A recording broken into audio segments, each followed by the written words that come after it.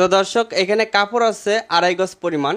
এই কাপড়টি কিভাবে কামিজ কাটিং করার জন্য ভাঁজ করবেন, সম্পূর্ণ ভাঁজটি খুলে ঠিক এইভাবে প্রথমে 2 পার্ট করবেন। এরপরে সামনের দিকে আরেকটি ভাঁজ দিবেন, তাহলে 4 পার্ট হবে। তো এখানে ভাঁজটা দিছি 14 ইঞ্চি পরিমাণ, 37 বা 38 ইঞ্চি বডির জন্য 14 ইঞ্চি ভাঁজ দিবেন। এরপর এখানে একটি মার্জিন করবেন। এই মার্জিন থেকে 44 ইঞ্চি পর্যন্ত লম্বা দিতে পারবেন 2.5 গজ কাপড় দিয়ে। 44 ইঞ্চি লম্বা নিয়ে নিচে 1 ইঞ্চি বাড়তি কাপড় রাখছি। এরপর সাইড ফাড়া নিতে হবে। 44 ইঞ্চি লম্বার জন্য 20 ইঞ্চি নিচে সাইড ফাড়া দিব, ঠিক এইভাবে মার্জিন। হাতার আর মহল নিতে হবে 6 ইঞ্চি 2.37 ইঞ্চি বডির জন্য। এরপর ঠিক এইভাবে ইঞ্চি টেপটাকে রেখে মাঝখানে পেটের মাপ নেওয়ার জন্য একটা মার্জিন করবেন।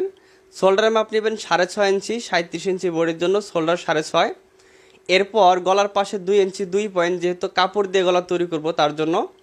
এরপর গলার লম্বা নিব 5 ইঞ্চি, সামনে পিছনে সমান গলা, গলার লম্বা 5 ইঞ্চি নিয়ে গোল করে নিচ্ছি। এরপর যার যতটুকু বডি সেই বডিকে 4 ভাগ করে 1 ভাগ, এরপর 1 ইঞ্চি বেশি। পেটের মাপকেও 4 ভাগ করে 1 ভাগ, এরপর 1 ইঞ্চি বেশি। হিপের মাপকেও 4 ভাগ করে 1 ভাগ, 1 ইঞ্চি বেশি। নিচের ঘের নিব 12 ইঞ্চি এবং সেলাই মার্জিনের জন্য 1 ইঞ্চি, মোট 13 ইঞ্চি নিচের ঘেরটা নিয়ে ঠিক এইভাবে আপনারা শেপ কাট দিয়ে শেপটা করে নেবেন। দেখেন এখানকার শেপটা একদম সোজা করে দিবেন, ঠিক আমি যেভাবে দিচ্ছি এইভাবে করে নেবেন।